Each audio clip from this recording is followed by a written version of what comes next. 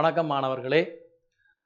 வடக்கு மாகாணத்தின் எங்களுடைய மாகாண கல்வி திணைக்களத்தின் LMDM யூனிட்டினால் காபோத சாதாரண மாணவர்களுக்காக நடாத்தப்படுகின்ற வினாவுடை வகுப்பில் இன்றைய தினம் கணித பாடத்தில் பகுதி ஒன்றின் A பகுதியின் வினாக்களை பற்றி நாங்கள் பார்க்க உள்ளோம். அந்த வினாக்கு விடையெடுக்கிறது பாரண்டு நாங்கள் கடந்த வகுப்புகளில் பார்த்துள்ளோம். அதன் தொடர்ச்சியை நாங்கள் இன்றைய தினம் பார்க்க உள்ளோம். அந்த வகையில இன்றைய வினாக்கள்ல முதலாவது வினாவாக பாருங்க, நேர்கோடு ஏபியின் சமன்பாடு. இது தரம் 9ல இந்த நேர்கோட்டு வரைவு காணப்படுகிறது. இந்த நேர்கோட்டு வரைவில் படித்திறன், வெட்டுத்துண்டு, சமன்பாடு போன்ற வினாக்கள் வருவதை நீங்கள் காணலாம். அப்ப இந்த வினா ஒரு நேர்கோடு தரப்பட்டிருக்குது, ஏபி என்ற நேர்கோடு தரப்பட்டிருக்குது. அந்த ஏபி என்ற நேர்கோட்டின் சமன்பாட்டை கேட்டிருக்கு. அப்ப ஏபியின் சமன்பாட்டை நாங்கள் எடுக்கணும் என்று சொன்னால் நாங்கள் அந்த சமன்பாட்டின் பொது வடிவம் y சமன் mx ஆக c, y சமன் mx ஆக c. அப்ப இந்த வடிவம் தான் ஒரு நேர்கோட்டின் சமன்பாட்டின் பொதுவான வடிவம். அப்ப இந்த வடிவத்துல நாங்கள் m இன் பெருமானத்தையும் c இன் பெருமானத்தையும் நாங்கள் எடுக்க வேண்டியுள்ளது. அப்ப m என்பது உங்களுக்கு தெரியும் படித்திறன், c என்பது வெட்டுத்துண்டு. அப்ப இந்த படித்திறன் வெட்டுத்துண்டுல நாங்கள் இந்த வினாவை பொறுத்தவரையில வெட்டுத்துண்டு எங்களுக்கு பிரச்சனை இல்லை. என்று சொன்னால் நேரடியாக அந்த வெட்டுத்துண்டை காணக்கூடியதாக உள்ளது. ஒரு நேர்கோடு வையச்ச வெட்டுற இடம் அந்த நேர்கோட்டின் வெட்டுத்துண்டு நாங்கள் ஏற்கனவே அந்த வெட்டுத்துண்டு சம்பந்தமா நீங்க தரம் 9ல கற்றுள்ளீர்கள். அந்த வகையில நேர்கோடு ஏபியின் வெட்டுத்துண்டு 6. நேர்கோடு ஏபியின் வெட்டுத்துண்டு 6. அப்ப சி இன் பெருமானம் நாங்கள் 6 என்று கண்டுபிடித்திட்டோம். அடுத்ததாக நாங்கள் படம் காண வேண்டி உள்ளது. படித்திறனை எடுத்துட்டோம் என்று சொன்னா நாங்கள் அந்த சமன்பாட்டை நாங்கள் எழுதக்கூடியதா இருக்கு. அப்ப படித்திறனை எவ்வாறு காணலாம் என்று சொன்னா நாங்கள் படித்திறன் காண்றதுக்கு நாங்கள் m சமன் y இன் கீழ் x, அதாவது y ஆல் கூட்டின் பெருமானத்துக்கும் x ஆல் கூட்டின் பெருமானத்துக்கும் இடையில தான் நாங்கள் அந்த படித்திறனை காண்றக்கூடிய தொடர்பை எடுத்திருக்கிறோம். இப்ப அந்த வகையில நாங்கள் இந்த படித்திறனை காண்றதுக்கு நிறைய வழி இருக்குது. அப்ப நாங்கள் பொதுவாக நாங்கள் இந்த y ஆல் கூட்டின் வித்தியாசத்துக்கும் x ஆல் கூட்டின் வித்தியாசத்துக்கும் இடையிலான தொடர்பை எடுத்து அதுல இருந்து படித்திறனை காண்றது பார்ப்போம். இப்ப அதே மாதிரி பாருங்க, இதுல a இன் ஆள்கூற பாத்தீங்கன்னு சொன்னால் a என்ற புள்ளியின் ஆள்கூற பாத்தீங்கன்னு சொன்னால் x இன் பெருமானம் 4ஆகவும் y இன் பெருமானம் 0ஆகவும் காணப்படுது. ஆகவே அதனுடைய ஆள்கூறு 4,0. அதே மாதிரி b இன் ஆள்கூற பார்த்தோம்னு சொன்னால் y இன் பெருமானம் 6, x இன் பெருமானம் 0, ஆகவே 0,6. a பெருமானம் a என்ற புள்ளி x அச்சில வெட்டுது, b என்ற புள்ளி y அச்சில வெட்டுது. ஆகவே x அச்சில a வெட்டுறபடியால் x இன் பெருமானம் 4ஆகவும் y இன் பெருமானம் 0ஆகவும் காணப்படும். அதே மாதிரி y அச்சில b வெட்டுறபடியால் அந்த b இன் ஆள்கூறு எடுக்க x-க்கு 0, y-க்கு 6. அப்ப அந்த வகையில நாங்கள் என்ன செய்ய போறோம்னு சொன்னால் a ஆள்கூற்றின் y வித்தியாசத்துக்கும் b ஆள்கூற்றின் a ஆள்கூற்றையும் b ஆள்கூற்றின் y வித்தியாசத்துக்கும் x வித்தியாசத்துக்கும் இடையிலான பெருமானங்களை கண்டு நாங்கள் படித்திறனை எடுக்க போறோம். அப்ப இதுல நாங்கள் y1 சய y2 கீழே x1 சய x2. அப்ப இந்த தொடர்பை எடுத்தோம்னு சொன்னால் y1 பாருங்கோ, நாங்கள் a ஆள்கூற்றின் பெருமானத்தை நாங்கள் y1 என்று எடுப்போம். அப்ப 0. அப்ப y1 0. y2 b ஆள்கூறின் y என்ற பெருமானத்தை எடுத்தோம் என்றால் 6. ரைட். அதே மாதிரி x வித்தியாசத்தை எடுத்தோம் என்றால் அதே a ஆள்கூற்றின் x என்ற பெருமானம் அங்க ஆள்கூற்றில 4 இருக்குது. அதே மாதிரி b ஆள்கூற்றில 0 இருக்கு. அப்ப ரெண்டுக்குள்ள வித்தியாசம் எடுத்தோம் என்றால் மறை 6 கீழே 4. ஆகவே மரம் 3/10. மரம் 3/10. அப்ப படித்திறன் மரம் 3/10. m இந்த பெருமானம் மரம் 3/10. ரைட். அப்ப நாங்கள் இப்ப என்ன செய்ய போறோம்னு சொன்னால் படித்திறனுக்கு பதிலாக y சமன் mx ஆக c ல படித்திறனுக்கு பதிலாக மரம் 3/10 போட போறோம். மரம் 3/10 x சக c. c இந்த பெருமானம் அங்க ஏற்கனவே y அச்ச அந்த நேர்கோடு 6ல வெட்டுறபடியா c இந்த பெருமானம் 6. அப்ப இந்த நேர்கோட்டின் சமன்பாடு y சமன் மரம் 3/10 x 6 என்று நாங்கள் கொடுக்கிறோம். அப்ப இதை நாங்கள் 2ஆல பெருக்கி போட்டு மாற்றி சமன்பாட்டை மாற்றி அமைக்க முடியும். அப்ப நாங்கள் அது தேவையில்லை, நாங்கள் இதோட இந்த படியை நாங்கள் முடிக்கலாம். அதே மாதிரி நீங்கள் படித்திறனை காண்றதுக்கு நீங்க வேற முறையை நீங்கள் பயன்படுத்தி கொள்ளலாம். நாங்கள் இந்த முறையை ஞாபகப்படுத்திக்கோம். அதாவது இந்த கோணம் விதி கோணமா இருக்கிறபடியால் படித்திறனை காண்றதுக்கு ஒரு அந்த கோண அடிப்படையில் விதி கோணம் என்ற அடிப்படையிலே நாங்கள் அந்த படித்திறனை காண முடியும். ஒரு கோணம் வந்து விதி கோணமா இருக்க படித்திறன் அந்த நேர்கோட்டின் படித்திறன் வந்து மறையில வரும் என்பதை நீங்கள் அறிந்துள்ளீர்கள். அதே போல நாங்கள் டேன் பெருமானத்தை எடுத்து டேன் தீட்டாவை எடுத்து திரிகோண கணித அறிவை பயன்படுத்தி நாங்கள் இந்த படித்திறன் பெருமானத்தை காணலாம். ரைட். இப்ப நாங்கள் தரம் 9ல படிச்ச அந்த எளிய முறையைத்தான் நாங்கள் இவ்வாறு நாங்கள் இந்த முறையில வந்து இந்த கணக்கின் படித்திறனை காண்றதுக்கு பயன்படுத்தி இருக்கிறோம். ஆக நீங்கள் பல முறை இருக்குது, அதுல ஏதோ ஒரு முறையை நீங்கள் பயன்படுத்தி அந்த படித்திறனை காணக்கூடியதாக இருக்கு. சரி, அப்ப அந்த ஏபி என்ற நேர்கோட்டின் சமன்பாடு மரமூண்டுங்கள் 2 எக்ஸாக 6 வரப்போகுது. அடுத்த பாருங்கோ, ரெண்டாவது வினாவை பாருங்க. தொடை சம்பந்தமான ஒரு வினா இந்த அடிக்கடி வந்தோன்று இருக்கு. அதாவது வெண்பெரி படத்துல நிலற்ற சம்பந்தமாக இது வந்து பகுதி 2ல வந்து ஒரு பகுதி வினாவாக, அதாவது 10வது வினாவாக இந்த பகுதி 2ல் அந்த தொடை கேள்வி 10 12வது வினாவாக வருவதை காணலாம் பி பகுதியின். அப்ப அதுல வந்து ஒரு பகுதி கேள்வியாக வெண்பெரி படம் நிலற்றது அல்லது நிலற்றப்பட்ட பகுதியை சொற்கள்ல விவரிக்கிற சம்பந்தமாக ஒரு வினா வருவதை காணலாம். அப்ப அது சம்பந்தமாக ஒரு வினா இங்கே போடப்பட்டிருக்குது. இதுல பாருங்கோ, அந்த தொடை பிரதேசத்தை பாருங்கோ, நாங்கள் கண்டுபிடிக்கிறவாறு கண்டுபிடிக்கலாம் என்று அந்த தொடையை பாருங்கோ. ஏ இடவட்டு பி இடவட்டு சி எனும் பிரதேசத்தை தரப்பட்ட வெண்பெரி படத்தில் நிலட்டி காட்டுக. அப்ப ஏக்கும் பிக்கும் சிக்கும் அப்ப நாங்கள் பொதுவாக சொல்லலாம் ஏ இடவட்டு பி இடவட்டு சி என்று நாங்கள் அதை பொதுவாக முடிக்கலாம். அப்ப ஏ இடவட்டு பி இடவட்டு சி எனும் பிரதேசத்தை தரப்பட்ட வெண்பெரி படத்தில் நிலட்டி காட்டுகன்னு சொன்னால் இந்த தொடையின் கருத்து என்னன்னு சொன்னால் ஏ என்ற தொடைக்கும் பி என்ற தொடைக்கும் சி என்ற தொடைக்கும் பொதுவான பிரதேசம், மூன்றுக்கும் பொதுவான பிரதேசம். அப்ப நாங்கள் அந்த பிரதேசத்தை இனங்கான்று பார்த்தோம்னு சொன்னால் பாருங்க, 3 தொடையும் வந்து எங்க நாங்கள் வெட்டுத காணலாம்னு சொன்னால் இந்த பகுதியை பாருங்க. இந்த பிரதேசம் வந்து ஏ தொடைக்கும் பி தொடைக்கும் சி தொடைக்கும் மூன்றுக்குமே பொதுவாக காணப்படுது. ஆகவே அந்த பிரதேசத்தை தான் நாங்க சொல்றோம் ஏ இடவட்டு பி இடவட்டு சி என்று நாங்க சொல்றோம். சரி, அடுத்த 3வது வினாவை பாருங்க. உருவில பாருங்க, ஏ கோணம் வந்து ஏடிஇ கோணம் வந்து ஏசிடி கோணம் வந்து 50 பாகை என்று தரப்பட்டிருக்கு. அப்ப 2 கோணம் 50 பாகை என்று தரப்பட்டிருக்கு. ஏடியின் நீளம் வந்து 4 சென்டிமீட்டர். அப்ப ஏடியின் நீளம் வந்து 4 சென்டிமீட்டர். ரைட். அதே மாதிரி ஏயின் நீளம் வந்து 3 சென்டிமீட்டர். ஏபியின் நீளம் வந்து 12 சென்டிமீட்டர். அப்ப ஏபியின் நீளம் 12 சென்டிமீட்டரா இருந்தால் அதுல நாங்கள் ஏடி 4 என்று சொன்னால் அந்த டிபியின் நீளத்தை நாங்கள் 8 சென்டிமீட்டர் என்று எடுக்கலாம். ரைட். அப்ப இதுல நாங்கள் ஏசியின் நீளத்தை காணப்போறோம். அப்ப ஏசியின் நீளத்தை காணணும்னு சொன்னால் முதல் நீங்கள் இந்த வினா வந்து எந்த அலகுக்குள்ள வருதுன்றதை நாங்கள் முதல் தீர்மானிக்கணும். ஏன்னு சொன்னால் ஒரு வினா வந்து எந்த அலகுக்குள்ள இருக்குது என்று நாங்கள் அறிந்து கொண்டால்தான் அந்த வினா அந்த அலகை நாங்கள் நினைவுபடுத்துவதன் மூலம் நாங்கள் ஞாபகப்படுத்துவதன் மூலம் அந்த வினாவுக்குரிய விடையை சரியாக எழுத முடியும். ஒரு வினா வந்து முக்கோணி சம்பந்தமா ஒரு வினா வந்திருக்கு, நீளங்கள் கேட்டிருக்குன்னு சொன்னால் பல அலகுக்குள்ள வந்து இவ்வாறான வினாக்கள் வருவதை காணலாம். அப்ப இந்த வினா எந்த அலகுக்குள்ள இருக்குன்றதை நீங்க தீர்மானிங்க. பாருங்க, இதுல 2 முக்கோணி இருக்குது பாருங்க. ஒரு சமாந்தர கோடு இல்ல பாருங்க, இதுல நடுப்புள்ளி தேற்றம் இருக்கு, விகித சம தேற்றம் இருக்கு, இயல்பக்க முக்கோணி தேற்றம் இருக்கு, இவ்வாறு இரு சமபக்க முக்கோணி தேற்றம் இருக்கு. அப்படி முக்கோணியோட தொடர்பான பல தேற்றங்கள் காணப்படும்.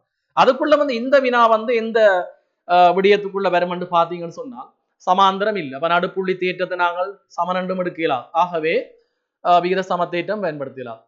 அப்ப இதுல நாங்கள் பயன்படுத்த வேண்டிய தேற்றம் எதா இருக்கும்னு சொன்னால் இயல்பப்பு முக்கோணியத்தான் பயன்படுத்தப்படும். சமகோண முக்கோணியை பயன்படுத்தி செய்யலாம் தான் யோசிக்கணும். அப்ப அந்த அடிப்படையில வந்து முக்கோணி ஏடிஇ முக்கோணி ஏபிஇசி 2 முக்கோணியையும் பாத்தீங்கன்னு சொன்னால் அந்த 2 முக்கோணியிலையும் வந்து பாருங்க 2 முக்கோணியை நாங்கள் இயல்பத்த முக்கோணியா நாங்கள் எடுக்கலாம். என்னன்னு சொன்னால் இந்த ஏ கோணம் வந்து ஏடிஇ என்ற சிறிய முக்கோணிக்கும் ஏபிசி என்ற பெரிய முக்கோணிக்கும் ஒரு பொது கோணமாக காணப்படுது. அதேவேளை ஏடிஇ என்ற முக்கோணிக்குள்ளே 50 பாகையும் இருக்குது, ஏசிபி என்ற முக்கோணிக்குள்ளே 50 பாகை இருக்குது. அப்ப பெரிய முக்கோணியில இருக்கிற 2 கோணம் சிறிய முக்கோணியில இருக்கிற 2 கோணத்துக்கு சமனாக காணப்படுவதை நீங்கள் காணக்கூடியதாக உள்ளது. ஆகவே இயல்பொத்த முக்கோணி தேற்றம் என்ன சொல்லுது என்று சொன்னால், ஒரு முக்கோணியின் 2 கோணங்கள் இன்னொரு முக்கோணியின் 2 கோணங்களுக்கு சமனாக இருந்தாலே அந்த 2 முக்கோணிகளும் வந்து சமகோண முக்கோணிகள் என்று நாங்கள் முடிவெடுக்கலாம். ஏனென்று சொன்னால், நாங்கள் முக்கோணியின் அகக்கோணங்கள கூட்டுத்தொகை 180 பாகை என்ற அடிப்படையில மூன்றாவது கோணத்துக்கு சமனாத்தான் இருக்கு. இப்ப அந்த அடிப்படையில வந்து இந்த ADE என்ற முக்கோணியும் ABC என்ற முக்கோணியும் இயல்பு முக்கோணிகள் என்ற முடிவை நீங்கள் எடுக்க வேண்டும். அப்ப அந்த முடிவின் படி நாங்கள் அவ்வாறு எடுக்கிறோம். என்று சொன்னால் பார்க்கவே தெரியுது, 2 கோணத்துக்கு சமனா இருக்குது. ஆகவே இந்த முக்கோணிகள் 2ம் இயல்பொத்த முக்கோணிகள். அப்ப அதை நீங்க தீர்மானிச்சு போட்டு, இது 2 புள்ளிக்குரிய வினா. ஆகவே நாங்கள் அதை நிறுவி காட்டணும் என்று தேவையில்லை. அந்த AC நீளத்தை நாங்கள் எடுக்க போகிறோம். ஆகவே அந்த AC நீளம் காணணும் என்று படியா நாங்கள் அந்த இந்த அலகுக்குள்ள இந்த விடயம் பெறுதுன்றதை நாங்க பார்த்தோம்னா இயல்பு முக்கோணி. ஆகவே இயல்பொத்த முக்கோணி என்று காட்ட சொல்லல, நாங்கள் இயல்பொத்த முக்கோணிகளை தீர்மானிச்சிருக்கிறோம். அந்த அடிப்படையில ADEயும் ABCயும் வந்து இயல்பொத்த முக்கோணிகள். அப்ப இனி அடுத்ததான் நாங்கள் பார்க்க போறோம் அந்த இயல்பொத்த முக்கோணிகள் சம்பந்தமான தேற்றத்தின் முடிவு என்ன, தேற்றம் என்ன சொல்லுது. அப்ப 2 முக்கோணிகள் சமகோண முக்கோணிகளாக காணப்படுமாயின் அந்த முக்கோணிகள்ல இருக்கிற கோணங்கள் சம்பந்தமாகவும் பக்கங்கள் சம்பந்தமாகவும் ஒரு தேற்றம் சொல்லப்படுது. என்ன தேற்றம் என்றால், சமனான கோணங்களுக்கு எதிரான பக்கங்கள் விகித சமனாக காணப்படும். இந்த சமகோண முக்கோணிகள்ல காணப்படுற 2 முக்கோணியில் இருக்கிற கோணங்கள் சமனாக இருக்கீங்க, அந்த சமனான கோணங்களுக்கு எதிரான பக்கங்கள் விகித சமனாக காணப்படும். சமனாக காணப்படாது, விகித சமனாக காணப்படும். அந்த அடிப்படையில நாங்கள் இந்த முக்கோணி 2ண்டையும் பக்கங்களை விகித சமனாக எழுத போகிறோம்.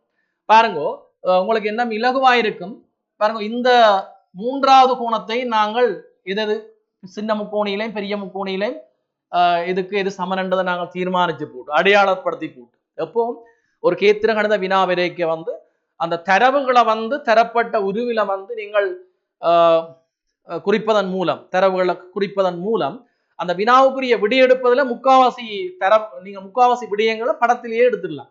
எடுத்த உடனேயே எங்களுக்கு அந்த படத்திலேயே நிறைய தரவு எங்களோட கண்ணுக்கு புலப்படும். அப்ப அப்படி புலப்படைக்க நாங்கள் அந்த கணக்கை வந்து இலகுவாக பிழையின்றி செய்யக்கூடிய மாதிரி இருக்கு. அப்ப இதுல பாருங்க, 2 முக்கோணியின் 3 கோணம் 2 முக்கோணியின் பக்கங்கள் சம்பந்தமாக தொடர்பு கொண்டு எடுக்கிறோம். அப்ப முதலாவது நான் சிறிய முக்கோணியை எடுக்கிறோம். சிறிய முக்கோணியில பாத்தீங்கன்னு சொன்னால் 50 பாகைக்கு நேரம் 3 சென்டிமீட்டர். அப்ப 50 பாகைக்கு நேரம் 3 சென்டிமீட்டர். முதல் நீங்கள் இயல்பொத்த முக்கோணி தேற்றத்துல கேள்வி வந்துச்சு என்று சொன்னால், கொஞ்சம் நான் இதுக்கு ஏன் மினக்கறேன்னு சொன்னால் கூடுதலாக ஒரு கேள்வி வருவதை காணலாம் பகுதி ஒன்றுல. இயல்பொத்த முக்கோணியில கேள்வி வந்துச்சுன்னா முதல் பக்கங்கள் 3ஐயும், அது எந்த பக்கம் கேள்வியா இருக்குதோ அது உங்களுக்கு நீங்க அடுத்ததா பாக்குறது. ஆனால் எந்த பக்கம் கேள்வியா கேட்டாலும் 3 பக்கங்களையும் முதல் விகித சமனாக எழுதுங்க. பாருங்க, நான் எழுதுறேன் 50 பாகைக்கு நேர இருக்கிற பக்கம் AE, அதன் கீழ் அதே 50 பாகைக்கு நேர இருக்கிற பெரிய முக்கோணியின் பக்கம் AB சமன். அப்ப ஒரு பக்கம் விகித சமனா எழுதிட்டோம். அடுத்த பாருங்க, பொதுக்கோணம் A கோணம் பொதுக்கோணம் என்றபடியால் அந்த A கோணத்துக்கு எதிரான பக்கம் வந்து சின்ன முக்கோணியில DE. நான் இந்த வினா சம்பந்தமாக ஏற்கனவே முதல் வகுப்பில வந்து இந்த இயல்பொத்த முக்கோணி சம்பந்தமாக கூறியுள்ளேன்.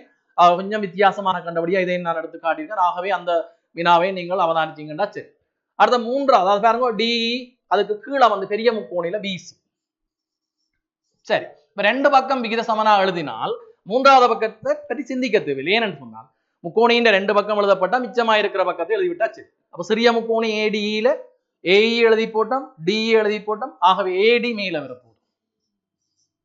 அதே மாதிரி பெரிய முக்கோணியில பாத்தீங்கன்னு சொன்னா AB எழுதியாச்சு, BC எழுதியாச்சு, AC எழுத போறோம்.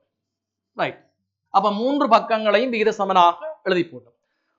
இதுல கவனிக்க வேண்டிய விடயம் என்னன்னு சொன்னால், மிக கவனம், கூடுதலாக மாணவர்கள் வந்து தவறு விடுவது இதைத்தான். என்னன்னு சொன்னால், இந்த நான் எழுதப்பட்ட விகிதத்தை பாத்தீங்கன்னா மேல தொகுதி எண்ணாக காணப்படும், தொகுதியில காணப்படுற பக்கங்கள் எல்லாமே சிறிய முக்கோணியின் பக்கங்கள், பகுதியில காணப்படுற பக்கங்கள் எல்லாம் வந்து பெரிய முக்கோணியின் பக்கங்கள். அப்ப நீங்கள் மாறி எழுத இயலாது. நான் ஏற்கனவே கூறியிருப்பேன், இருந்தாலும் நினைவுபடுத்துகிறேன், மாறி எழுதி இல்லைன்னு சொன்னா இவ்வாறு எழுதலாம். பெரிய முக்கோணியின் பக்கங்களை மேல தொகுதியாக காட்டி சிறிய முக்கோணியின் பக்கங்களை பகுதியாகவும் விரும்பினால் காட்டலாம். ஆனால் தொகுதியில ஒரு முக்கோணியின் பக்கங்கள் இருந்தால் அதே முக்கோணியின் பக்கங்கள் அனைத்தும் தொகுதியாக காணப்படணும். சரி, நாங்கள் இப்ப பிரதியீடு செய்வோம். ஏயின் நீளம் வந்து 3 சென்டிமீட்டர். அப்ப ஏக்கு பிரதியிடுறோம் 3. ஏபியின் நீளம் வந்து 12 சென்டிமீட்டர். ரைட். அடுத்த டிஇ, அப்ப டிஇ தரப்படவில்லை. ரைட். அப்ப நாங்க டிஇ அப்படி எழுதுறோம். அதே மாதிரி பிசி, பிசியும் தரப்படவில்லை, பிசியை நாங்க எழுதுறோம். அதே மாதிரி ஏடியை பாருங்க, ஏடி வந்து 4 சென்டிமீட்டர். ரைட். அதே மாதிரி ஏசி அது தரப்படவில்லை. அப்ப இதுல உங்களோட வினா என்னன்னு சொன்னீங்கன்னா ஏசி இந்த நீளத்தை தான் கேட்டிருக்காங்க. அப்ப ஆகவே அந்த ஏசி என்ற பக்கம் இருக்கிற விகிதம் எங்களுக்கு தேவை. அப்ப 4 ஏசி தேவை. அதே வேளை இதுல எங்களுக்கு அடுத்ததா தேவையான விகிதம் என்னன்னு சொன்னால், இப்ப டிஎன்கள் பிசியை நீங்க பாத்தீங்கன்னா அதுல பெருமானம் இல்லை, அதை கேட்கவும் இல்லை. அப்ப எங்களுக்கு அந்த விகிதம் தேவையில்லை.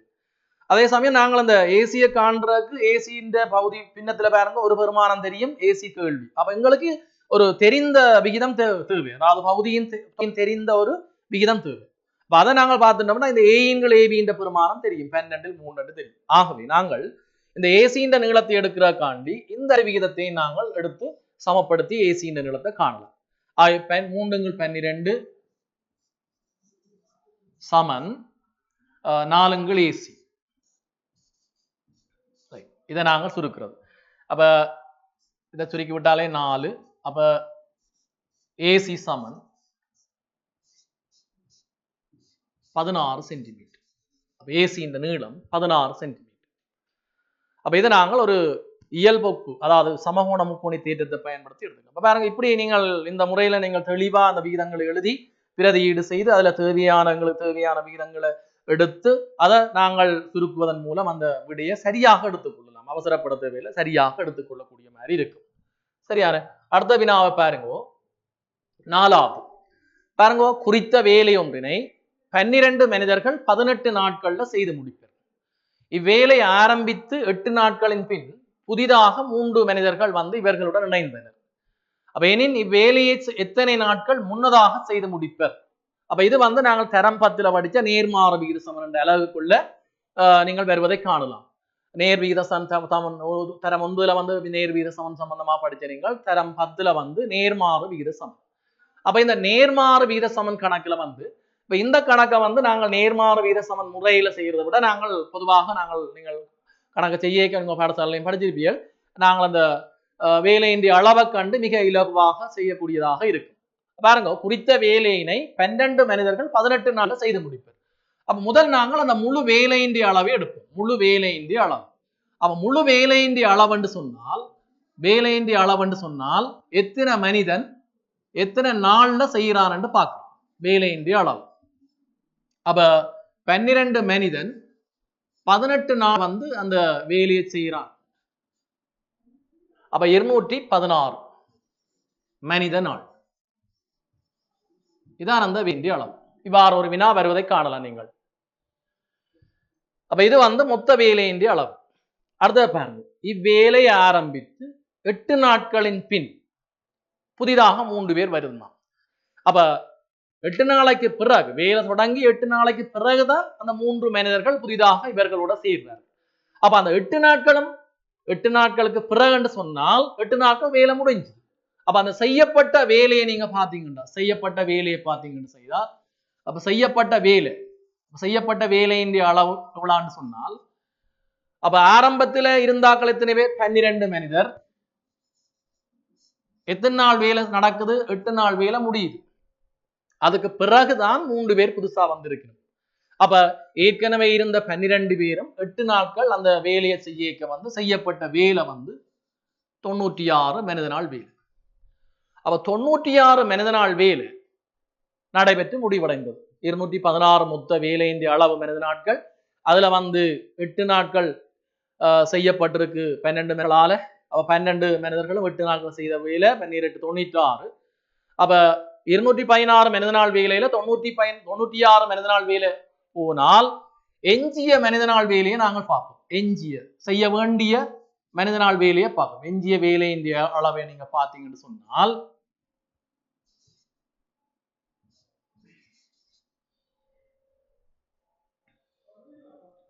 120 மனித நாள் வேலை இருக்கு. 120 மனித நாள் வேலை இன்னும் செய்ய வேண்டிய தேவை இருக்கு. 216ல 96 முடிவடைந்தால் மீதியாக இருக்கிற வேலை வந்து 120 மனித நாள் வேலை. இந்த 120 மனித நாள் வேலையை நாங்கள் எத்தனை பேரை கொண்டு செய்ய போறோம் என்று சொன்னால் புதிதாக 3 பேர் சேர்ந்துக்கணும். புதிதாக 3 பேர் சேர்ந்திருக்கணும் என்று சொன்னால் ஏற்கனவே 12 பேர் இருக்கணும். இப்ப புதிதாக 3 பேர் இருக்க 15 பேர் இப்ப அந்த வேலையை செய்ய போயிடும். அப்ப 15 பேர் அந்த வேலையை செய்ய போயிடும் என்ற எந்த வேலை என்று சொன்னால் 120 மனித நாள் வேலையை 15 பேர் செய்ய போயிடும். அப்ப 120 மனித நாள் வேலையை 15 பேர் எத்தனை நாள்ல செய்யணும் என்று சொன்னால் 8 நாட்கள்ல செய்து முடிக்கும். 8 நாட்கள்ல செய்து முடிக்கும். ரைட். அப்ப இப்ப எஞ்சிய வேலைய இருக்கிற மனிதர்கள் எத்தனை நாள்ல செய்து முடிக்கணும்னு சொன்னால் 8 நாட்கள்ல செய்து முடிக்கணும். ரைட். இப்ப கேள்வியை பாருங்க. இதோட சில பேர் அந்த கேள்விக்குரிய விடைய முடிவடைந்த கேள்விக்குரிய விடைய எடுத்துட்டோம்னு சொல்லி போட்டு அப்படியே விட்டுவிடணும். ஆனா கேள்வி அதல்ல. எனின் இவ்வேலையை எத்தனை நாட்கள் முன்னதாக செய்து முடிப்பர்? வினாவை பாருங்க. எத்தனை நாட்கள் முன்னதாக செய்து முடிப்பர்? அப்ப அவையின் தீர்மானம் என்னவென்று சொன்னால் 12 பேர் சேர்ந்து 18 நாள்ல அந்த வேலையை செய்து முடிக்கிறான்னு அவ தீர்மானிச்சிருக்கணும். அந்த வேலையை 18 நாள்ல செய்து முடிப்போம் என்று தீர்மானிச்சிருக்கணும். எத்தனை மனிதர் இருக்கேக்க? 12 மனிதர் இருக்கேக்க. இப்ப புதிதாக 3 பேர் சேர்ந்தால் ஆட்களின் எண்ணிக்கை கூடேக்க அதே வேலையை நாங்கள் கொஞ்சம் முன்னதாக முடிக்கலாம். ஆட்கள் கூட கூட வந்து வேலையின் நாட்கள் வந்து குறையும். அதான் நேர்மாறு வீத சமன். அப்ப அந்த அடிப்படையில வந்து 12 பேர் வந்து 18 நாள் இருந்தா இப்ப 15 பேர் வந்துருச்சு. அதுல கொஞ்சம் வேலை முடிஞ்சு. அப்ப 120 மனித நாள் வேலை 8 நாள்ல முடிக்கணும்னு சொன்னா இப்ப நாங்க கணக்கு பார்ப்போம். மொத்தமா எத்தனை நாள்ல இந்த வேலை நடந்திருக்கு. இதுல ஒரு 8 நாள் வருது. அப்ப ஏற்கனவே 12 பேர் ஒரு 8 நாள்ல செய்து முடிக்கணும் பாருங்க. அப்ப இதுல ஒரு 8 நாள் அங்க ஏற்கனவே செய்யப்பட்டது 8 நாள், மொத்தம் 16 நாட்கள்ல இந்த வேலை முடிவடைந்திருக்கின்றது. அப்ப வேலையை அவர் செய்யணும் என்று எதிர்பார்த்த நாட்கள் 18 நாட்கள். அவர் பிளான் பண்ணினது 18 நாள்ல முடிப்போம். ஆனால் இதுல வந்து எங்களுக்கு 8 மட்டும் 16 நாள் தான் முடிவடைந்திருக்கு இந்த வேலையை செய்து முடிக்கிறோம். அப்ப அதுல வித்தியாசத்தை பார்த்தீங்கன்னு சொன்னால் 18 நாள் அவர் தீர்மானித்த நாட்கள், ஆனால் செய்த நாட்கள் 16. ஆகவே அதான் முன்னதாக வந்து என்ன அந்த வேலையை முடிக்கிறதுக்கு வந்து 18 நாட்களுக்கு முன்னதாக 2 நாட்கள் முந்தி அவர்கள் அந்த வேலையை நிறைவடைந்திருக்கிறார். அப்ப நிறைவு செய்திருக்கின்றார்கள். அந்த அடிப்படையில அந்த கேள்விக்குரிய விட வந்து 2 நாட்கள். எத்தனை நாட்கள் முன்னதாக செய்து முடிப்பர்? 2 நாட்கள் முன்னதாக செய்து. சரி, அடுத்த 5வது கேள்வியை பாருங்க. பாருங்க, ஒரு பல்கோணி தந்திருக்கு. அது ஒழுங்கான பல்கோணி. அந்த பல்கோணி வந்து ஒழுங்கான பல்கோணி. அப்ப ஒழுங்கான கோணி என்று சொன்னா உங்களுக்கு தெரியும். இது தரம் 9ல இருக்கிற வினா. பாருங்க, தரம் 9 வினா வண்டிக்கு அந்த ஒழுங்கான பல்கோணி என்று சொன்னால் ஒழுங்கான பல்கோணி சம்பந்தமாக நீங்க படிச்சிருக்கிறீர்கள். அப்ப அந்த ஒழுங்கான பல்கோணி என்பது வந்து பக்கங்கள் கோணங்கள் சம்பந்தமாக என்ன சமனான தன்மையை கொண்ட பல்கோணிகள் ஒழுங்கான பல்கோணிகள் என்று சொல்றோம். அப்ப இங்க இருக்கிற அகக்கோணங்கள் பெருமன் புறக்கோணங்கள் பெருமன் எல்லாம் வந்து ஒன்றுக்கொன்று சமனாக இருப்பதுடன் பக்கங்களும் சமனாக காணப்படும். சரி, அப்ப இந்த ஒழுங்கான பல்கோணியில வந்து கேட்ட வினா வந்து பக்கங்களின் எண்ணிக்கையை கேட்டிருக்கிறார். அப்ப எங்களுக்கு அந்த பல்கோணி முழுமைப்படுத்தப்படவில்லை. பாருங்க, 3 நேர்கோடுகள் தரப்பட்டிருக்கு. ஒன்று ஏபி, மற்றது பிசி, சிடி என்ற 3 நேர்கோடு தரப்பட்டிருக்கு. அதுல ஒரு கோணம் தரப்பட்டிருக்கு. பிஏசி கோணம் வந்து 18 பாகு. பிஏசி கோணம் 18 பாகு. சரி, அப்ப பக்கங்கள் எண்ணிக்கை காணும். உங்களுக்கு பாருங்க, இந்த பக்கங்கள் எண்ணிக்கை என்ற அந்த கேள்விக்கு என்ன வேணும்?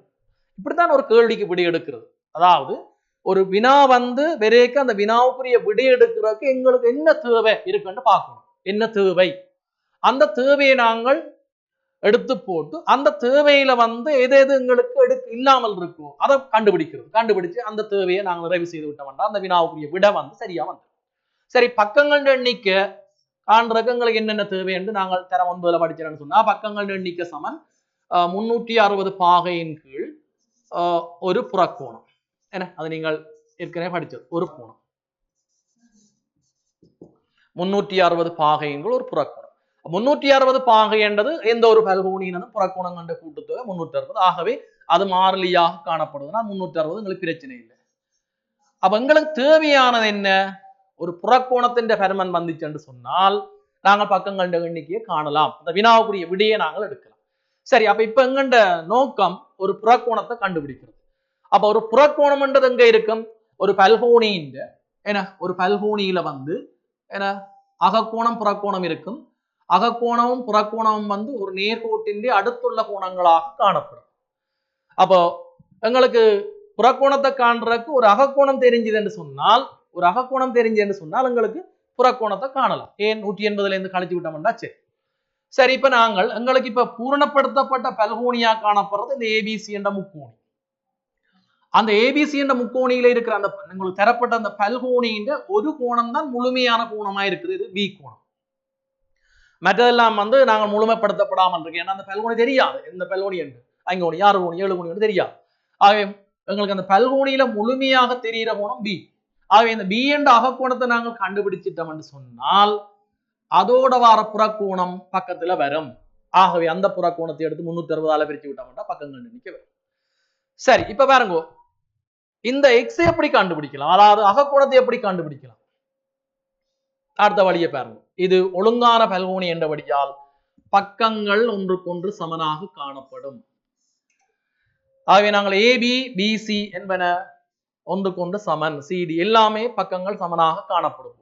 அப்ப அந்த பக்கங்கள் சமன் என்ற தன்மையை வச்சுக்கொண்டு நாங்கள் தரம் 10ல படிச்ச இரு சமபக்க முக்கோணி தேற்றத்தை நாங்கள் இங்க பிரயோகிக்க போறோம். சமனான கோணங்கள், பக்கங்களுக்கு எதிரான கோணங்கள் சமம். தேற்றம் சமனான பக்கங்களுக்கு எதிரான கோணங்கள் சமம்.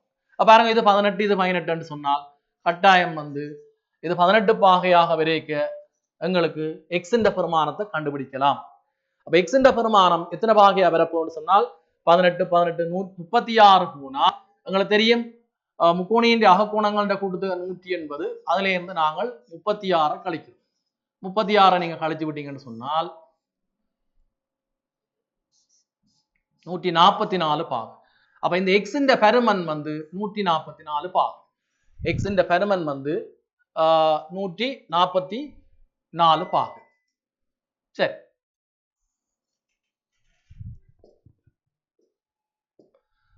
ரைட்.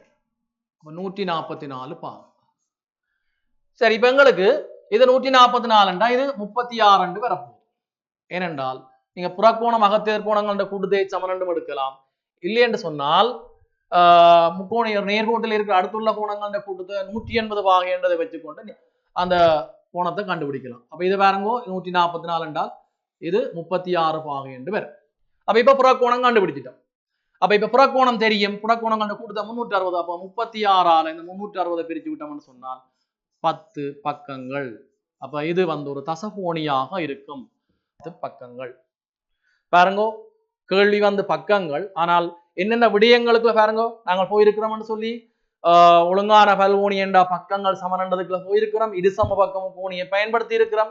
அந்த தேற்றத்தை பயன்படுத்தி அதே சமயம் புறக்கோணமாக தேர்கோணங்களோ அல்லது நேர்கூட்டின் அடுத்துள்ள கோணங்கள கூட்டத்தையோ அந்த ரெண்டுல ஏதோ ஒன்றை பயன்படுத்தி அந்த புறக்கோணத்தை கண்டுபிடிச்சு பக்கங்கள் எண்ணிக்கையை எடுத்திருக்கு. சரி, அடுத்த வினாவை பாருங்க. 6வது வினா. ஏ வர்க்கம் சய பி வர்க்கம் வந்து அதோட பெருமானம் 5. ஏ சக பி என்ற பெருமானம் வந்து 3 எனில் ஏ சய பி என்ற பெருமானத்தை காணும். சரி, இதுல தரப்பட்ட தரவு வந்து ஏ வர்க்கம் சய பி வர்க்கம். இதுக்குள்ள ஒரு குழப்பம் மாறும். சில பேருக்கு வந்து கோவை காரணி அதுக்குள்ள ஒரு குழப்பம் வரும். ஏ வர்க்கம் சய பி வர்க்கம்னா சில பேர் என்னத்துக்குள்ள வருது, எந்த கேள்விக்குள்ள வருதுன்றது ஒரு பிரச்சனையா இருக்கு. அப்ப ஏ வர்க்கம் சய பி வர்க்கம்ன்றது நீங்கள் படிச்ச காரணியின் ஒரு வகையாக காணப்படும். 2 எண்களின் வர்க்கங்களின் வித்தியாசம். ஏ வர்க்கம் சய பி வர்க்கம், ஏ வர்க்கம் பி வர்க்கம் என்பது 2 எண்களின் வர்க்கங்கள், அதுக்குள்ள வித்தியாசம். அப்ப ஏ வர்க்கம் சய பி வர்க்கம்.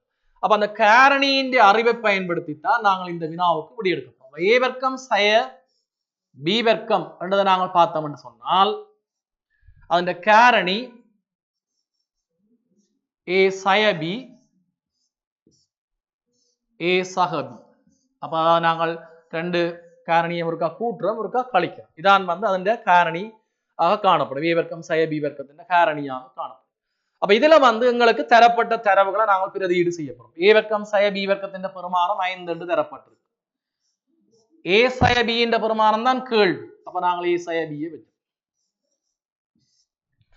ஏ சக பி என்ற பெருமானம் தரப்பட்டிருக்கு 3. ஆகவே ஏ சய பி என்ற பெருமானம் அந்த 3 வந்து 5 என்ன செய்ய போறோம்னா பிரிக்கிறோம். அப்ப ஏ சய பி என்ற பெருமானம் 5/3. ரைட். அப்ப இதுல நீங்கள் படுத்துற முடிவு வந்து ஏ வர்க்கம் சய பி வர்க்கம் என்ற காரணியா. சரி, அடுத்த கேள்வியை பாருங்க. அடுத்த கேள்வி இது சுருக்குக அட்சரகணித பின்னங்கள். அட்சரகணித பின்னங்கள்ல வந்து நீங்கள் பகுதி எண்ணை நீங்கள் பார்க்கிறீங்கள் அட்சர கணித பின்னங்கள் ரெண்டு பின்னத்தையும் பாருங்க எக்ஸாக உண்டு பகுதி எண் சமனாக காணப்படுது. அப்ப பகுதி எண் சமனாக காணப்படைக்க வந்து நாங்கள் பொமசி எங்களுக்கு ஒரு பிரச்சனையும் இல்லை, நாங்கள் நேரடியாக அந்த கணக்கை இலகுவாக செய்யக்கூடிய மாதிரி இருக்கும். தர 9 இருக்கிற விஷயம் தான். அப்ப எக்ஸாக உண்டு மேல நாங்க கூட்டுறோம் 2x ஆக 2 கவனமா இருக்கணும். சில பேர் 4x என்று போடுறது 2x ஆக 2 அட்சர கணித உறுப்பு எண் ஆகவே நாங்க கூவையாக எழுதுறோம். அப்ப இதோட சில பேர் அந்த விடிய இதோட இந்த விடைய வந்து சில பேர் அப்படியே விட்டுடுறோம், இல்லையா நாங்கள் சுருக்கணும், சுருக்குதான் கேள்வி. அப்ப மேல வந்து நாங்கள் பொது காரணி எடுக்கலாம். 2 பொது காரணியாக எடுத்தால் எக்ஸ் ஆக 1 வரப்போம், கீழே வந்து எக்ஸ் ஆக 1 இருக்கு. அப்ப இங்க நாங்கள் அட்சர கணித பின்னங்கள்ட வந்து வகுத்தல் முறையை நாங்கள் பயன்படுத்திக்க இந்த எக்ஸாக 1 ஒத்தகவே ஆகவே நாங்கள் அதை சுருக்கினால் 2 விடையாக காணப்படும். சரி,